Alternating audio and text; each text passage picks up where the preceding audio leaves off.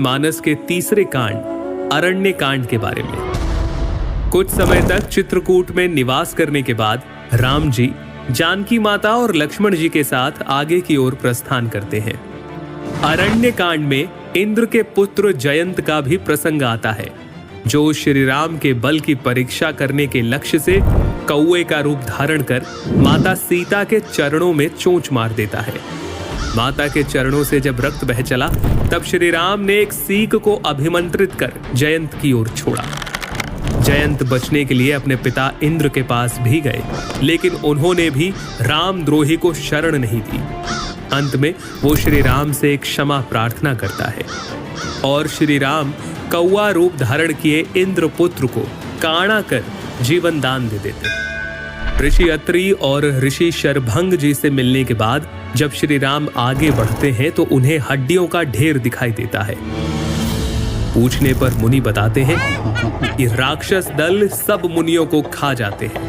तब राम जी प्रतिज्ञा लेते हैं, मैं प्रतिज्ञा लेता हूँ, मैं पृथ्वी को राक्षस रहित कर दूंगा।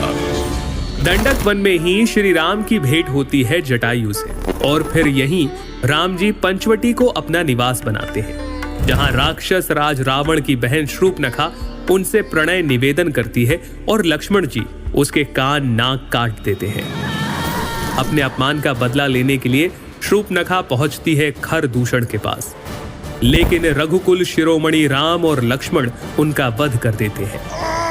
अब शूर्पणखा जाती है अपने भाई रावण की सभा में।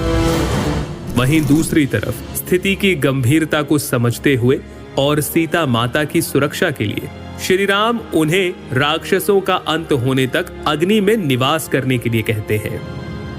हे प्रिय, मैं अब कुछ मनोहर लीलाएं करूंगा, इसलिए जब तक मैं राक्षसों का वध करूं तब तक तुम अग्नि में निवास करो। इसके बाद मारीच का स्वर्ण मृग बनकर आना और उसका मारा जाना ये प्रसंग आता है। इधर रावण द्वारा सीता माता के स्वरूप यानी माया सीता का हरण किया जाता है और जानकी विलाप करते हुए कहती है, हे रघुनाथ जी, आपने किस अपराध पर मुझसे दया भुला दी।